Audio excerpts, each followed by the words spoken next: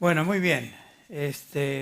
Como les mencioné, estamos comenzando hoy un nuevo estudio en el capítulo 6 de Efesios, así que le invito a abrir sus Biblias a Efesios capítulo 6, donde nos encontramos en una nueva sección de la epístola, del libro, versículos del 10 al 20, que pudiéramos tal vez titular Enfrentándonos al adversario.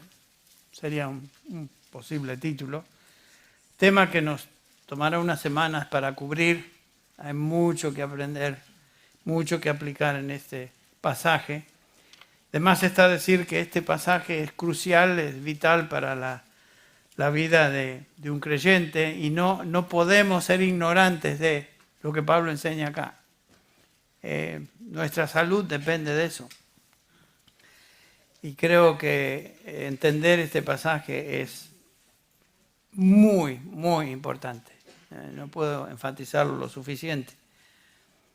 Vamos a empezar leyendo los versículos del 10 al 13, el día de hoy, introduciéndonos al tema de esta mañana. Efesios 6, versículos 10 al 13, dice así: Por lo demás, o finalmente, hermanos míos, fortaleceos en el Señor y en el poder de su fuerza. Vestidos de toda la armadura de Dios para que podáis estar firmes contra las acechanzas del diablo. Porque no tenemos lucha contra sangre y carne, sino contra principados, contra potestades, contra los gobernadores de las tinieblas de este siglo, contra huestes espirituales de maldad en las regiones celestes. Por tanto, tomad toda la armadura de Dios para que podáis resistir en el día malo y habiendo acabado todo, estar firmes. Esta es la exhortación de Pablo que queremos considerar comenzando hoy. Entender la guerra espiritual es tan importante y debemos entender cómo el enemigo nos ataca. Debemos entender lo que Dios nos enseña en cuanto a nuestra armadura y cómo nos defendemos de ese ataque que Él ha provisto y por lo tanto estar firmes. Esa es la meta de la lucha, esa es la meta de la batalla para nosotros, estar firmes. No vamos a atacar al enemigo, sino nos mantenemos en una postura de resistencia y firmeza, que es lo que vemos y notamos en este pasaje. Estamos en una guerra espiritual con el principal del universo fuera del Señor. El lucero de la mañana, el perverso, el malvado, el dragón y una serie de títulos que se le dan a nuestro adversario, león rugiente, que nos hace ver el deseo y propósito de este personaje de tratar de destruir, tratar de devorar. No podemos pretender luchar con este personaje y esta fuerza tan terrible sin armas particulares, sin armas espirituales. Es una guerra espiritual que no podemos ver, por eso Pablo dice no es contra sangre ni carne, sino contra lo invisible, huestes espirituales de maldad, comenzando con el diablo y todas sus huestes en las regiones celestiales. Por tanto, dice Pablo, tomad la armadura. Es la única esperanza que tenemos de poder enfrentarnos, defendernos y que el Señor nos dé triunfo en el día que estamos luchando. Dice, resistir en el día malo, que cada día con el diablo es un día malo. Hay días de mayor ataque, hay días de no tanto ataque, pero el día en la lucha contra el Satanás siempre es un día malo. Y Pablo aquí nos insta a tener puesta la armadura para poder estar firmes cuando somos atacados.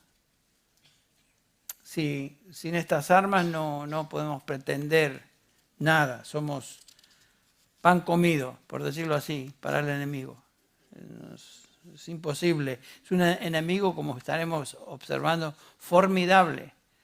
Fuera de Dios es el personaje más fuerte en el universo. Así que estoy hablando del Señor, Dios, Padre, Hijo, Espíritu Santo. Entonces, vamos a comenzar este estudio el día de hoy y espero que sea de mucho provecho. Yo anticipo que el Señor nos va a enseñar, nos va a instruir, Hay muchas personas que vienen de lugares, contextos donde no han sido enseñados sobre la guerra espiritual, o lo que se les ha enseñado es algo chueco, es algo, usando un coloquio muy mexicano, chafa, doctrina chafa, y vienen con ideas chafas. Y particularmente en la lucha espiritual. Mucha gente piensa que la lucha del diablo, esas cosas como si fuera un cuento, y no lo toman en serio. Este es algo muy serio.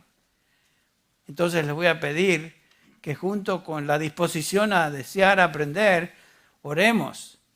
Oremos que el Señor nos proteja, oremos que el Señor proteja a su servidor que está preparando material, y el diablo no quiere que esto sea esparcido, sea enseñado, porque en la medida que nos mantiene ignorantes, mejor para él, porque lo único que lo va a derrotar es el Señor Jesucristo y su palabra. Por eso es importante que la estudiemos y nos dediquemos a eso en estas semanas que vienen. Tal vez a modo de principio quisiera establecer esto. Un cristiano, un creyente, solo puede vivir y experimentar victoria espiritual, en dependencia de la fortaleza de Dios. La única manera de ser fuertes es siendo fuertes en el Señor, en Él, en su poder, el poder de su fuerza. Entonces, la guerra espiritual es una verdad bíblica que no se puede eludir. Es una realidad. Lo enseña la Escritura una y otra vez. Si somos cristianos, nos encontramos en conflicto espiritual, real y sin tregua. Nos demos cuenta o no nos demos cuenta. Estamos en guerra. Y el libro de Efesios culmina justamente con esta importantísima doctrina e instrucción sobre la guerra espiritual. Y quiero que simplemente repasemos y rápidamente repasemos un poquito del contexto de la epístola. Ustedes recuerdan que Pablo, lo hemos dicho varias veces, se dirige aquí a los santos. Capítulo 1, versículo 1 de Efesios dice: Pablo, apóstol de Jesucristo, a los santos que están en Éfeso.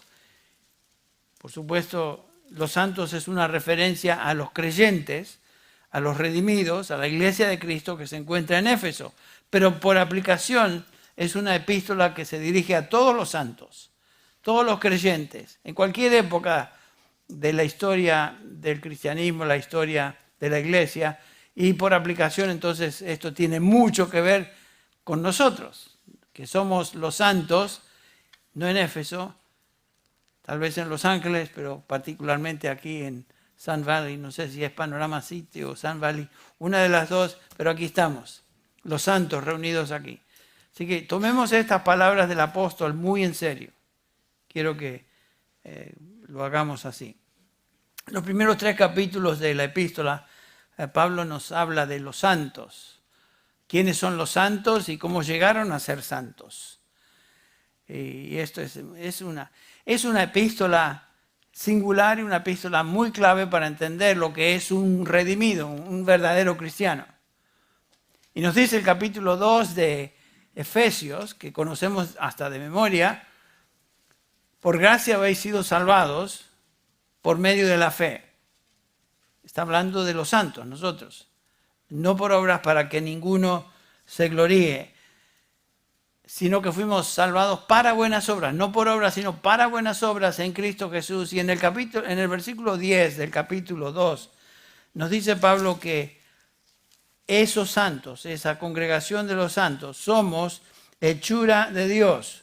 Dice ahí: porque somos hechura suya, creados en Cristo Jesús para buenas obras. Dios las preparó de antemano para que anduviéramos en ellas. La salvación, el llegar a ser santo, no depende de nosotros y de nuestras virtudes, nuestra habilidad intelectual, sino que es obra de Dios. Y por lo tanto Pablo exalta esa realidad y debemos siempre tener eso presente. Y porque somos hechura de Dios, obra maestra de Dios, es que estamos siendo acosados por el enemigo de Dios, que es el mismo diablo, junto con sus huestes espirituales. Notaron ustedes que en la lectura de Job, vemos que el diablo no es omnipresente. El diablo no es Dios. El diablo no puede ver todo a la misma vez. El diablo lleva a cabo su obra funesta, maquiavélica, a través de sus hordas, a través de demonios, a través de estas fuerzas espirituales de maldad en las regiones celestes. El diablo es el jefe, digamos, el principal, pero el diablo no es omnipresente. El diablo, vemos ahí en la historia de Job, que le pregunta al Señor, ¿de dónde vienes? De rondar la tierra, de aquí para allá. O sea, el diablo se mueve en diferentes contextos, direcciones y siempre tratando de destruir la obra de Dios, pero no es omnipresente y no es omnisciente tampoco. Eso que es un dato que debemos siempre recordar.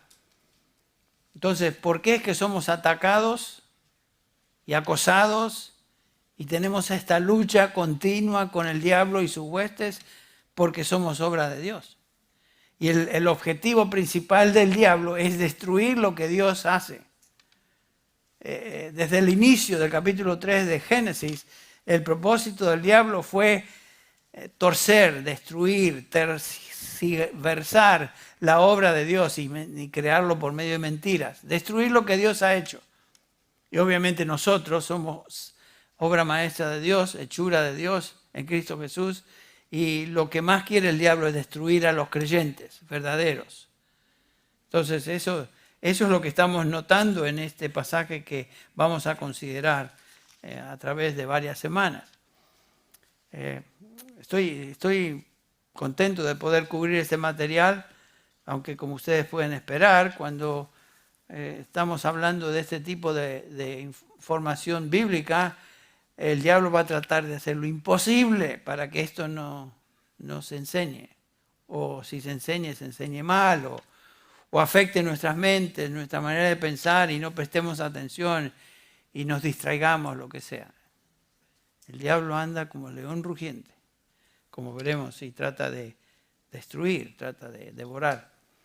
Ahora, ustedes recuerdan que en esta epístola, regresamos a esta epístola, y en los capítulos 3, primeros 3 contienen la definición de lo que es un santo genuino. Los capítulos que siguen describen cómo ese cristiano genuino, ese santo debe vivir, o sea, la conducta práctica de un creyente. Comienza, ustedes recuerdan, el capítulo 4, versículo 1, con esta declaración del apóstol Pablo: yo pues, preso en el Señor, os ruego que andéis como es digno, o de una manera digna de la vocación o del llamamiento con que habéis sido llamados. Los santos deben vivir de una manera distinta, es lo que notamos acá. Por eso la lucha. No somos lo que éramos, hemos sido transferidos, lo veremos en un ratito, del reino de las tinieblas, del mismo reino de Satanás, al reino de su amado Hijo. No somos lo que éramos. El diablo trata de hacernos vivir como antes, pero ya no somos eso. Entonces, por eso Pablo exhorta de esta manera: la vocación con que fuisteis llamados, andad de una manera digna. ¿Qué es esta vocación? ¿Qué es ese andar de un santo verdadero de una manera digna? Bueno, estudiamos, por ejemplo, que somos llamados a vivir en humildad y en unidad, no en la vanidad de nuestra mente, dice Pablo, como antes lo hacíamos. Fuimos llamados o revestidos del nuevo hombre, somos un nuevo hombre, y debemos abandonar las características del viejo hombre. Fuimos llamados a andar en amor y no en impureza, en los deseos de la carne, como lo hacíamos antes. Fuimos llamados a ser sabios y no andar neciamente, capítulo 5, versículo 15 en adelante. Fuimos llamados a ser llenos del Espíritu y no ser controlados en el caso de Pablo, dice el vino, podría ser cualquier bebida alcohólica, cualquier sustancia que nos haga esclavos. Fuimos llamados a vivir, ser controlados por el Espíritu Santo. Fuimos llamados a someternos unos a otros en todo tipo de relación, comenzando en la relación matrimonial, esposas con esposos y esposos también. La relación familiar, hijos con padres, y también hablamos de la sumisión mutua, la sumisión que debe existir dentro del contexto laboral. Entonces, si podemos resumir, andar de una manera digna de nuestro llamamiento y posición en Cristo es un llamado a la obediencia a lo que Dios revela y manda en su palabra. Obviamente, cuando un individuo o una iglesia obedece lo que Dios manda y exhorta, ese individuo, esa iglesia, inmediatamente se arriesga a que, y definitivamente va a suceder, a que el enemigo lo ataque. Y cuanto más fiel trate de ser uno y obediente a la palabra de Dios y ser un hijo digno del Señor, más fuerte va a ser el ataque. Si tú no estás sufriendo ataque de demonios o el mismo diablo y no sabes de lo que estoy hablando, dos cosas: a lo mejor no eres hijo de Dios, o a lo mejor estás tan convencido de que tú estás bien que el diablo no te molesta tanto. Pero si somos cristianos, el diablo se va a encargar de meter púa, de hacernos caer, hacernos sentirnos derrotados, etc. Los creyentes hemos entrado en guerra con el enemigo de nuestras almas desde el momento que nos convertimos en siervos del Señor Jesucristo, esclavos del Señor Jesucristo. Ahí comenzó nuestra lucha, desde ese momento. Pedro nos habla de esa realidad cuando dice en 1 Pedro 5:8, sed sobrios y velad, porque vuestro adversario el diablo, inmediatamente tenemos eso a nuestra atención, el diablo es un adversario.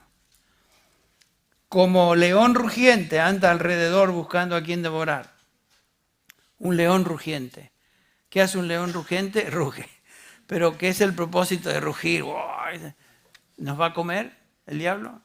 No, el propósito de rugir es amedrentar, es causar miedo, causar temor. Anda alrededor buscando a quien devorar, por supuesto, pero sabemos por la promesa del Señor Jesucristo que no va a poder devorar a una de sus ovejas. Es imposible. Pero por eso Pedro también dice, pero resistidles firmes en la fe. Vamos a cantar ese himno, terminando. Resistidles firmes en la fe. Lo mismo que dice Pablo, resistir. El propósito de nuestra lucha es estar firme. ¿Y cómo lo hacemos? Resistiendo. ¿Cómo específicamente? Revistiéndonos de todas las piezas de la armadura que estaremos estudiando a partir del próximo domingo. Pero la idea es esta, que estamos en una posición de resistir al enemigo. No vamos a atacar al diablo. No hay ningún mandamiento en la Escritura de mandarnos como iglesia a atacar al diablo y quitar demonios de secciones de la ciudad o ir y a espantar demonios de este grupo allá. Eso se practica, pero es estúpido, perdónenme que les diga, es tontera. El diablo se muere de risa de esos esfuerzos, porque no existe tal mandamiento en todo el Nuevo Testamento. Es un invento de alguien, yo no sé quién inventó eso. Pero eso de atacar zonas geográficas de la ciudad, tonteras. Bueno, me salí de poquitos de lo que tenía frente mío. Pero el punto es que nuestra postura debe ser una de defensa, resistir para estar firmes. Así que prestemos atención a ese énfasis de la instrucción bíblica. Es imposible ser cristiano y no experimentar conflicto espiritual. ¿Con quién? Con las huestes espirituales de maldad en las regiones celestes, contra el diablo y todas sus hordas. Estamos en guerra y con un enemigo implacable, el diablo y sus huestes, quienes continuamente estarán tramando estrategias destructivas para tratar de destruir la obra de Dios. Pablo aquí le dice artimañas o insidias, dice la reina la Biblia de las Américas. Nuestro enemigo es muy estratega y muy hábil, muy astuto en cómo él planea y organiza sus hordas para tratar de destruir a la iglesia del Señor, a los santos. Entonces, lo que vemos acá inmediatamente o sale a la luz es que estamos en una guerra espiritual donde el reino de Dios se encuentra en un lado y el reino de Cristo en el otro. Y toda la humanidad, todos los seres humanos estamos divididos en esos dos grupos. O pertenecemos al diablo, el mundo, que ya está bajo su poder y dominio, como veremos, o pertenecemos al reino de Cristo, donde Cristo reina. Y el adversario continuamente está tratando de intimidarnos, de hacernos sentir mal. Estaba escuchando un mensaje de Lloyd Jones esta semana en cuanto a la actividad del diablo y los dos reinos que se enfrentan. Y decía Lloyd Jones, imagínense que en nuestra congregación estemos divididos en dos grupos, aquellos que pertenecen al reino del diablo y aquellos que pertenecen al reino de Cristo. Es una ilustración nada más. Entonces, de este lado del pasillo está el mundo, de este lado del pasillo están los santos. Y el diablo está aquí. Hoy no piensen que le estoy diciendo a ustedes que el diablo está aquí. Lo que estoy diciendo es esto, y decía Lloyd Jones, que el diablo está tratando continuamente de gritar, molestar, rugir y intimidar a aquellos que le pertenecían, pero ya no le pertenecen. Y el diablo no puede cruzarse de un reino al otro. El diablo no puede invadir el reino de Cristo, el reino de Dios. Imposible. Pero va a tratar de hacerlo imposible para asustarnos, para intimidarnos, para hacernos pensar cosas mentirosas que son fruto de su maquiavélicamente. Bueno, entonces la lucha es obvia. Y como dije, la humanidad está dividida en estos dos grupos.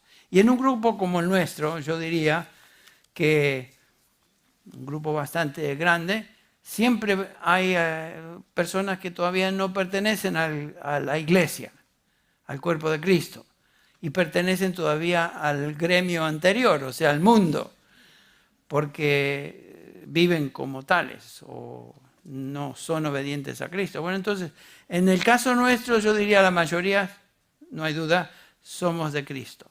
Pero puede ser que salpicado en la audiencia venga una persona o dos que todavía no conocen a Cristo y por supuesto todavía se encuentran controlados por los valores del mundo, que es una tristeza, pero gracias a Dios que están aquí, que están escuchando la palabra de Dios, y nuestro deseo y oración es que usted llegue a pertenecer a los santos y que el Señor toque su vida, su mente, su corazón y le transforme y pase de un lado al otro, por obra de Dios, no porque usted es astuto. Bueno, como cristianos y como iglesia nosotros también debemos esperar entonces guerra espiritual. Satanás y sus huestes están activamente haciendo estratagemas y planes para destruirnos. Pablo aquí le llama a estas estratagemas, noten, artimañas, acechanzas, insidias del diablo. Esta es una traducción de la Biblia de las Américas. Todo eso indica tramar, ser estratega en cuanto a cómo destruir.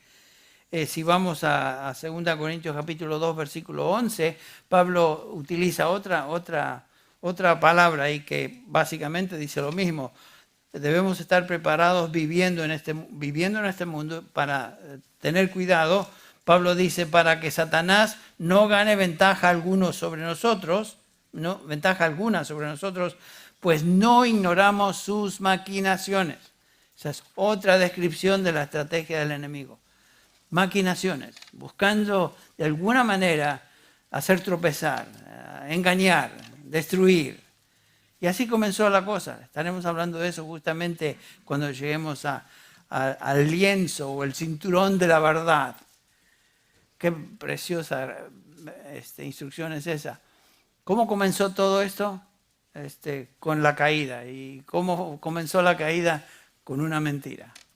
Con meter púa, con meter dudas. Y de ahí sabemos el resto de la historia. Bueno, así fue el comienzo del diablo y él no ha cambiado su estrategia. Su estratagema es la misma. Siempre la misma. Entonces estamos enfrentándonos a esta situación hoy, lo mismo. Esta es una realidad para todo creyente.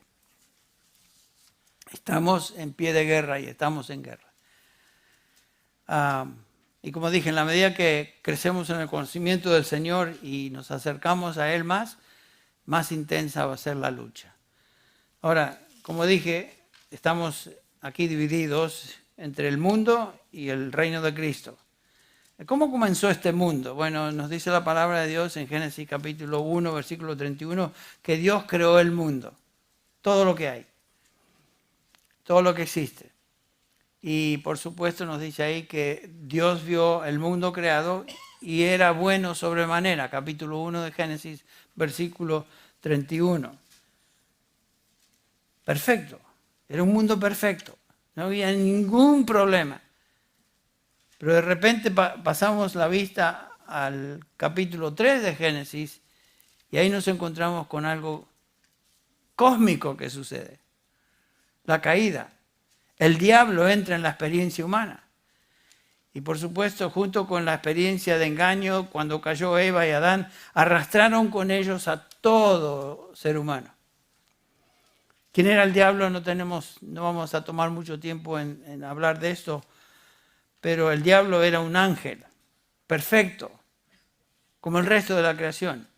Pero hubo una revolución, por decirlo así, cósmica en el universo, donde el diablo cae y una gran hueste de ángeles le siguen. Y ese diablo determinó ser como Dios, se quiso hacer igual a Dios, tan poderoso como Dios, no lo logró, pero a partir de esa caída vio el diablo que la creación suprema y el ser supremo de toda la creación en la tierra era el ser humano, y el diablo entonces se puso en campaña para destruir lo que Dios había creado, el ser humano. Y lo ha logrado en el sentido de que toda la raza humana está bajo condenación, pero gracias a Dios que el Señor tiene sus santos que Él ha escogido y redimido de esta raza. Bueno, el mundo comenzó perfecto. Entra la caída y el mundo comenzó cuesta abajo. Por eso estamos como estamos, capítulo 3 de Génesis, versículo 1 al 7. Y no tenemos que leer mucho sin darnos cuenta, todos nosotros y todos, que el mundo está patas arriba. Cada día peor. La mentira es verdad, la verdad es mentira, lo blanco es negro, lo negro es blanco. Todo está tergiversado, está totalmente opuesto, de cabeza a lo que la palabra de Dios dice. Y vemos eso que cada día más y peor y peor. Las verdades y la mentira ya no existen y se le llama uno al otro, y como consecuencia de esto, Dios interviene en la sociedad, nos dice Pablo en Romanos capítulo 1. ¿Y qué hace Dios? Los entrega a su mente torcida. ¿Quieren vivir torcidamente? Entonces Dios los entrega a esa manera de pensar. Y lo vemos esto claramente revelado en el capítulo 1 de Romanos, comenzando ahí con el versículo 18. Voy a leer rápidamente. Porque la ira de Dios se revela desde el cielo contra toda impiedad e injusticia de los hombres que con injusticia restringen la verdad. ¿Notaron ustedes cuántos políticos y cuántas movidas políticas y cuántas cosas suceden donde la verdad es obvia, pero esta gente restringe, aprieta y va en contra de la verdad? ¿Qué sucede entonces? Bueno, Dios les entrega esa manera de pensar.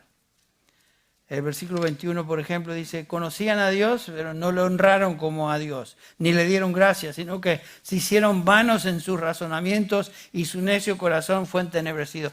Yo cuando veo todas estas noticias de cosas que suceden alrededor nuestro, en nuestra sociedad hoy, están envanecidos, están oscuros, están en oscuridad completa en sus razonamientos. Su necio corazón se ha entenebrecido.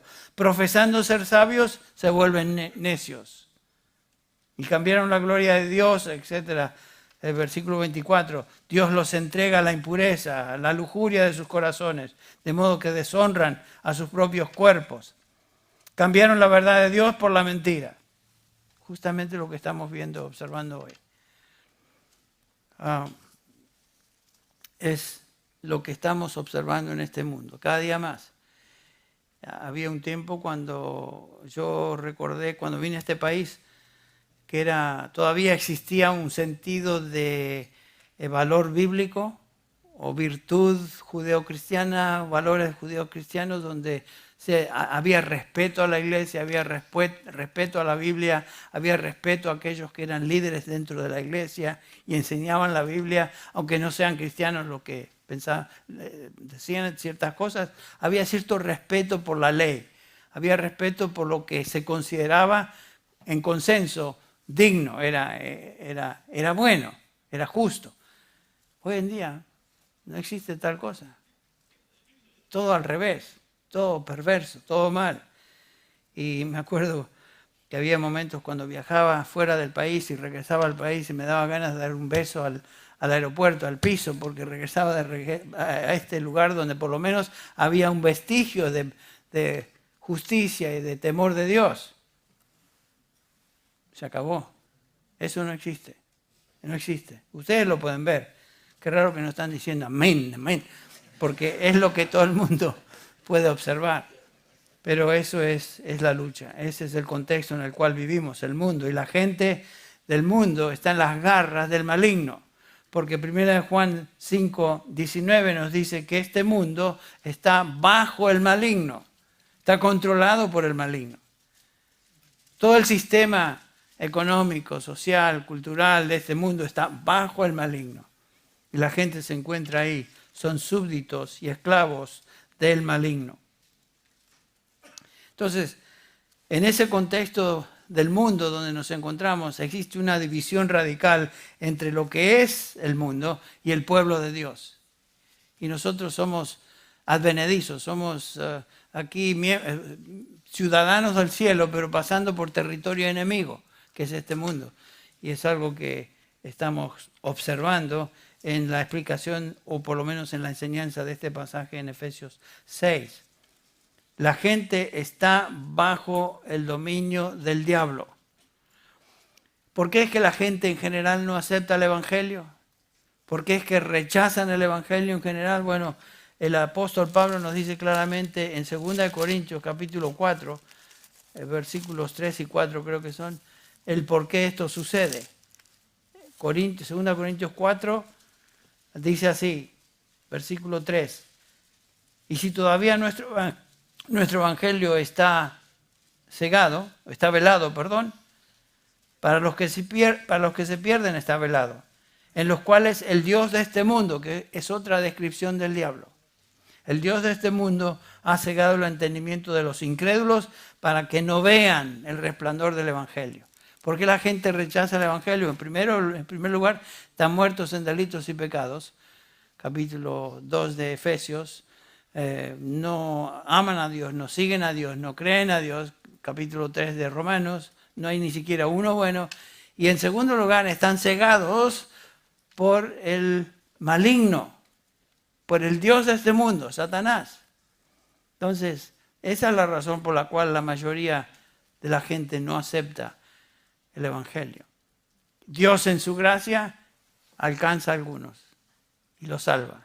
No por obras, para que nadie se gloríe, sino por fe. Y eso es obra de Dios, como hemos estudiado en Efesios 2. Así que si ustedes están acá y conocen al Señor Jesucristo, fue por obra suya. Somos hechura suya, somos de Él. Estamos aquí porque Él extendió esa mano, nos sacó de las tinieblas en las cuales nos encontramos y nos dio vida. Somos santos en un contexto enemigo, viviendo en esta, y por eso estamos en lucha. Gracias a Dios que somos libres en Cristo Jesús. Conoceréis la verdad, dijo el Señor Jesús, ¿se acuerdan? Y la verdad os hará que libres. Hemos sido liberados, trasladados, dice Pablo, Colosenses 1:13, del reino de las tinieblas, donde el diablo controla, domina y gobierna, al reino de su amado Hijo. Él nos llamó de las tinieblas. Gracias a Dios por eso. Y nosotros somos hoy de Dios. Por eso Juan, voy a estar saltando de un pasaje a otro, disculpen hermanos, normalmente no me gusta hacer eso, pero hoy es algo un poquito distinto.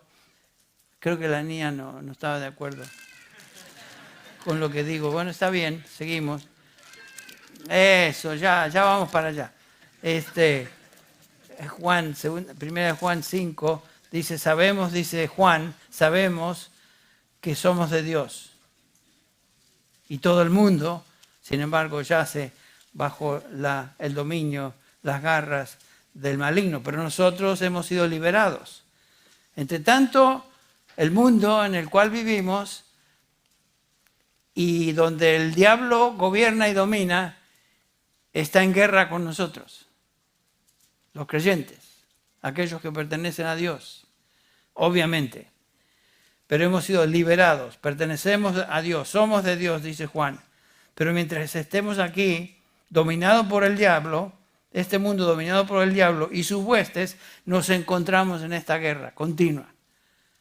Es algo que debemos recordar.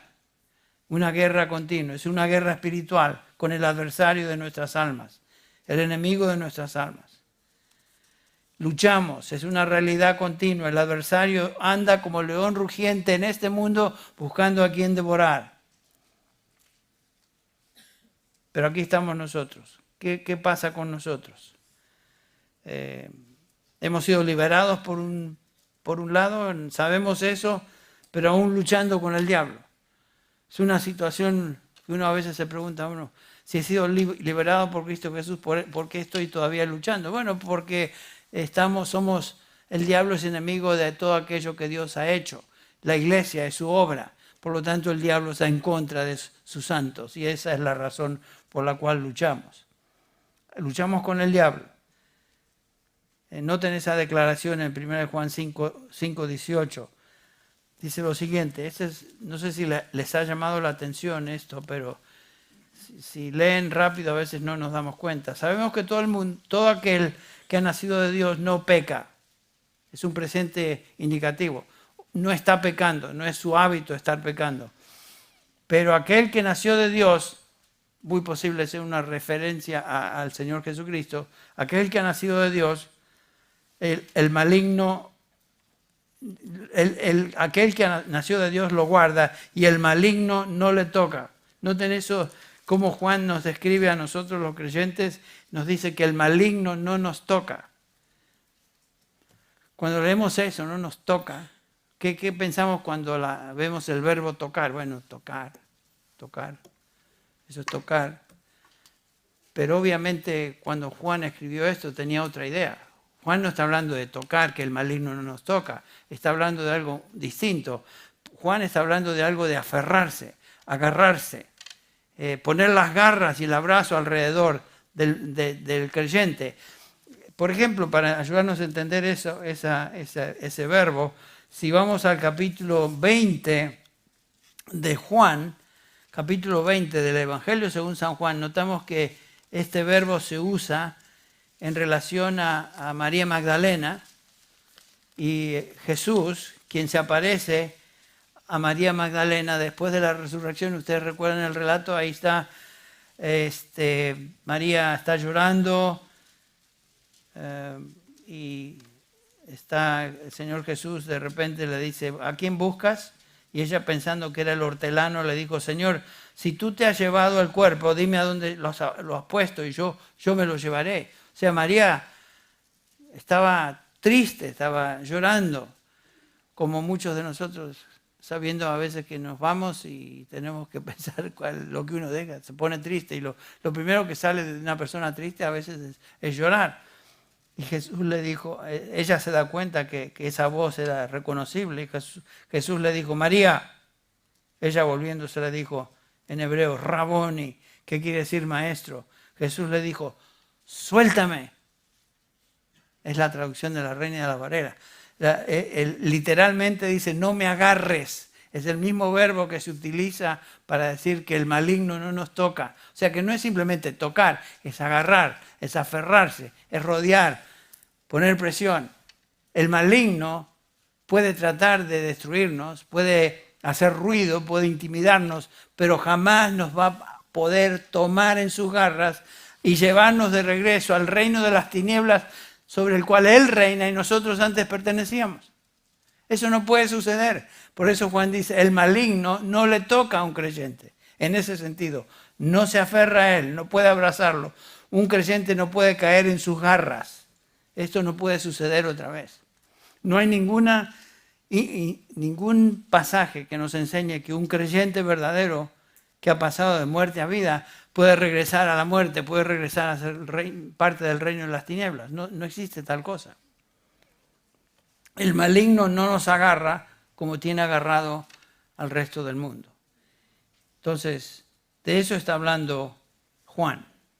El maligno no los puede agarrar, no puede capturar en sus garras, no puede destruir, pero sí nos puede atacar, sí nos puede acosar, sí puede hacer ruido, sí puede rugir e intimidarnos. No nos puede capturar y destruir, pero sí nos puede intimidar. Pero sabemos por las palabras mismas del Señor Jesús que sus ovejas escuchen su voz, le siguen y no perecerán jamás. Ni nadie las arrebatará de mi mano. O sea, el mismo diablo, aunque trate, no puede arrebatar, poner sus garras alrededor de un hijo de Dios y llevarse a esa oveja. Imposible. Eso no puede ni va a suceder. Hemos sido liberados, somos de Dios. Entonces, ¿qué va a hacer el diablo? ¿Qué puede hacer el diablo? Causar miedo, tentarnos, tratar de engañarnos, poner sentimientos y pensamientos que son totalmente fuera de lo que debe ser. Todos hemos experimentado esto, estamos leyendo la Biblia, por ejemplo, una mañana o la tarde, cuando sea, estamos en medio de un estudio, estamos orando, lo que sea, y de repente vienen unos pensamientos horribles y dudas y tremendas cosas. Pero ¿de dónde viene esto? Si yo ni siquiera estoy en eso, ni estoy pensando en eso. ¿De dónde viene eso? Del adversario, el león rugiente, que trata de engañar y trata de influenciar nuestra mente, nuestra manera de pensar. Viene de ahí. Entonces, no puede arrebatarnos, no puede que caigamos de nuevo bajo el dominio de su reino, pero sí nos puede molestar. No nos toca en el sentido de agarrarnos, pero sí nos puede molestar. Esa es la gran diferencia entre el poder del maligno sobre el mundo y el poder del diablo sobre nosotros. Es limitado. Es limitado. En el relato que leímos de Job, ustedes recuerdan que el maligno está ahí presente y el Señor le dice, ¿has considerado a Job? Tal vez el Señor pueda decir algo acerca de nosotros. ¿Has considerado a Manny? Bueno, Manny, deja que yo le... Y va a ver si no te insulta. Job era recto, el más recto hombre que vivía en esa época, y sin embargo le echa en cara al Señor que la razón que no era desobediente es porque Dios lo había abrazado, lo había protegido. Lo mismo hace con nosotros, pero ataca. Y el Señor, noten eso, le permitió atacar a Job, pero con limitaciones. Hasta aquí y nada más. O sea, que vemos que aunque nuestro enemigo adversario es tan poderoso, ante quien no podemos pretender luchar con nuestras propias fuerzas o ideas humanas, sin embargo sus fuerzas son limitadas.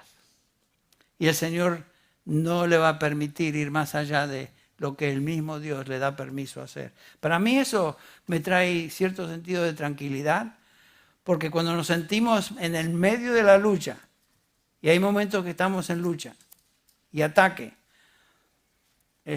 uno se hace la pregunta, ¿podré soportar? ¿Saben qué? El Señor no nos ha dado tentación que no sea común a los hombres, sino que con cada tentación, con cada prueba, el Señor va a proveer ¿qué? La salida para que la podamos soportar. Y creo que la ilustración de Job nos enseña eso. Pobre Job, sufrió como nadie. Y sin embargo, al término de su libro, ustedes recuerdan el capítulo 42, Señor, te había oído, te había conocido de oídas, pero ahora, después de todas estas luchas, ahora mis ojos te ven. Y por lo tanto, me arrepiento, me postro delante de ti.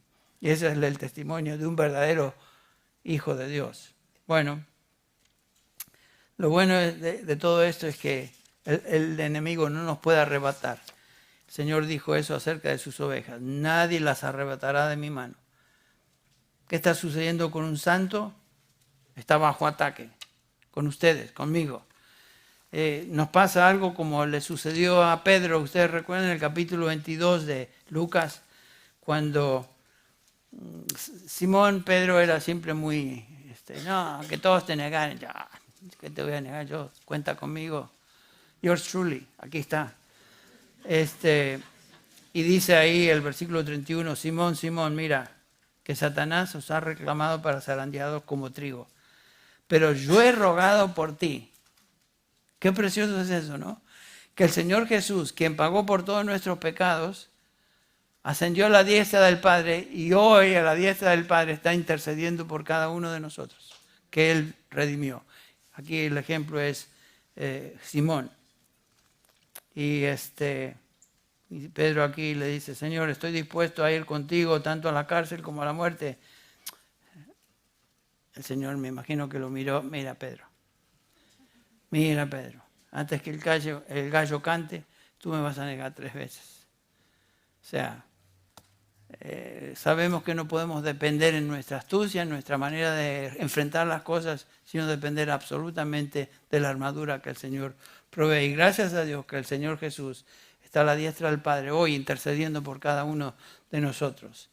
El diablo puede atacar, pero no puede alterar o cambiar el propósito de Dios para con los suyos. Al que comenzó la buena obra, la perfeccionará. Romanos 8:29. A los que de antemano conoció, a esos también predestinó para que sean conformes a la imagen de su Hijo. Eso va a suceder cuando el Señor venga, finalmente veamos cara a cara. A los que predestinó, esos también llamó a salvación, eficazmente salvó. A los que llamó, estos también justificó, declaró justos por la obra y el beneficio de la obra de Cristo en la cruz a favor nuestro. Y a los que justificó, a estos también glorificó. El propósito de Dios no puede ser frustrado para aquellos que Él llama a salvación. Qué preciosa realidad. Que en medio de esta lucha espiritual en la cual nos encontramos, y a veces decaemos, a veces sucumbimos a una tentación, lo que sea, el Señor, quien nos llamó a salvación, está llevando a cabo esa obra y el propósito eterno de Dios para con nosotros, sus santos, se va a cumplir cuando estemos finalmente con Él en gloria. Ahora, entre tanto, luchamos. ¿Cómo luchamos? ¿Cómo nos preparamos o equipamos para esa lucha? De eso nos habla el capítulo 6, versículos del 10 al 17 que estaremos examinando a partir del próximo domingo.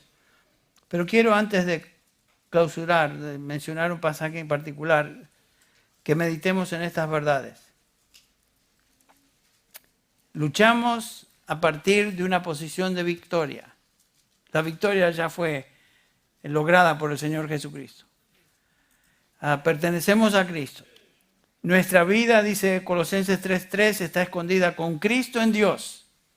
Y si ese es el caso, el diablo no puede llegar a donde nuestra vida está, en Cristo. El Espíritu Santo nos enseña, 1 Corintios 6:19, está en nosotros, en nuestro cuerpo. ¿O no sabéis que vuestro cuerpo es templo del Espíritu Santo y que no sois vuestros? También otra cosa de recordar. Mayor es el que está en nosotros que el que está en el mundo. ¿Quién está en el mundo? El diablo y todas sus huestes. Y finalmente, Dios está por nosotros. Y si ese es el caso, la pregunta de Pablo es ¿quién entonces contra nosotros? Bueno, la victoria final es segura. Vamos a ser glorificados. Estaremos con Cristo, entre tanto luchamos, pero si pudiéramos resumir todo lo que Pablo dice en el capítulo 6 de Efesios, se encuentra encapsulado en Santiago 4:7 cuando dice, someteos pues a Dios, resistid al diablo, ¿y qué va a pasar? Y huirá de vosotros. Esa es la manera de estar firmes, esa es la manera de permanecer firmes. Así que bueno, espero que los próximos domingos sean también de ánimo. Esto para mí es de mucho ánimo, el repasar estas verdades bíblicas, aunque tengo que confesar que estoy siendo zarandeado. El diablo no quiere que esto se enseñe. Y por supuesto, oren también por mí. Oremos por cada uno de nosotros. Bueno, vamos a terminar hoy con algo especial. Voy a orar terminando el mensaje y luego tenemos algo muy rápido y especial. Padre Celestial, te damos gracias por tu palabra. Te damos gracias, Señor, por el ánimo que trae en nuestro corazón, saber que esta es tu palabra. Tú lo has dicho. Y tu reputación va de por medio. Tú no puedes mentir. Gracias te damos, Señor, por esta promesa, que la obra que tú comenzaste vas a terminar.